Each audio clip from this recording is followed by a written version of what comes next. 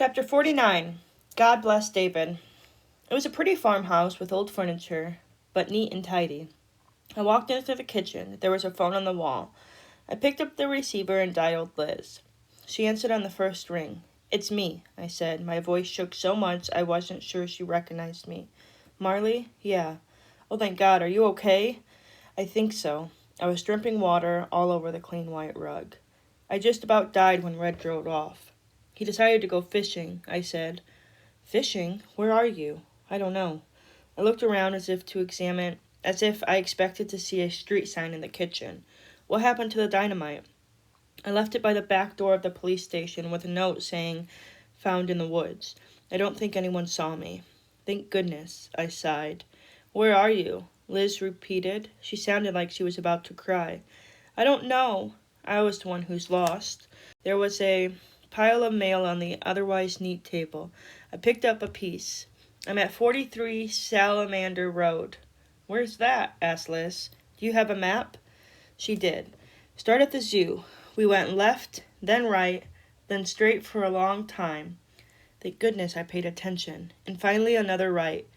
"I see it," said Liz, "but it's a long road. How will I know where?" I had an idea. I picked up a piece of mail and rummaged in my purse for a pen. It was 3:15 when Red drove off. I knew that because I heard the church bells, and it was 3:45 when we arrived, so that was 30 minutes. Red had said the car only went 25 miles per hour, and he was late, so he'd probably been driving that fast the whole way. I made a few notes on the piece of paper. 30 minutes was half of 1 hour, and half of 25 miles was 12.5. God bless math. "I'm about 12 miles down the road," I said. "How?" "Just find someone to come and get me." "Who?" Liz moaned. My brain felt thick and slow. If I called Mother or Daddy, I'd be going to Pine Bluff for sure, no matter how many pretty speeches Mother made talking about taking a stand. Maybe David would come. He didn't have a car, but perhaps he can borrow one. "Call my brother," I said, and gave her the number. "Tell him it's an emergency and to please come now." I heard the front door open and steps into the living room. A moment later, a figure appeared in the doorway from the kitchen. "Who are you?" Startled, I hung up the phone. It was an old lady with a faded dress and worn hands. I burst into tears. I swear it wasn't calculated, but apparently it was the right thing to do. I must have looked pretty pitiful, because instead of getting mad, she turned concerned. "It's all right, sweetie," she said. "Just tell me what's wrong." "I got lost in the woods," I mumbled. That much was true. "I was fishing with my daddy, and I wandered off, and—" A fresh batch of tears. I wasn't quite sure if I was acting or not anymore. I knocked, but no one answered, and— There, she said. "Calm down." She patted me like I was a puppy. I slowly stopped crying. "I have a granddaughter your age," she said. "Let me go see if I can find you something dry to wear." I was still sniffling, but felt better. Maybe she'd even offer to drive me home. I could call Liz back, and I turned over the piece of paper I'd used to get the address. It was a cross flyer. I stood up and ran, out the front door and down the street, ran and ran and ran. I figured out pretty quickly that was a stupid thing to do. It was still raining, and it wasn't like being a cross supporter made her a wicked witch who ate children or anything. It wasn't exactly cold, but my skirt was soaked through and my feet were wet.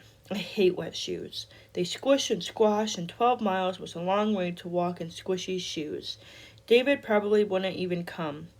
No, Liz would have to call my parents. I'd be in Pine Bluff before I could even say goodbye. Or at least we had gotten rid of the dynamite, except for two sticks I left in the trunk. In my rush to get away from the car, I'd forgotten completely about them. All this had been for nothing. Red still had some dynamite, and I'd lost the nicest birthday present I'd ever received from my mother. Probably the last present I'd ever get once she found out what I've done. I went on like that, feeling sorry for myself, until I saw a car coming down the road. I thought about jumping in the woods to hide, but frankly, I was just too tired. And it came closer, the car slowed down. I could see a young man behind the wheel, grinning at me. "Hey, Marley," David said as he rolled up beside me. "Fancy meeting you here." "Thanks for coming," I said. "Of course I'd come," said David. "You're my sister." I got in the car and we started home. "Try not to get mud on the seat," said David. "I had to borrow the car from my professor."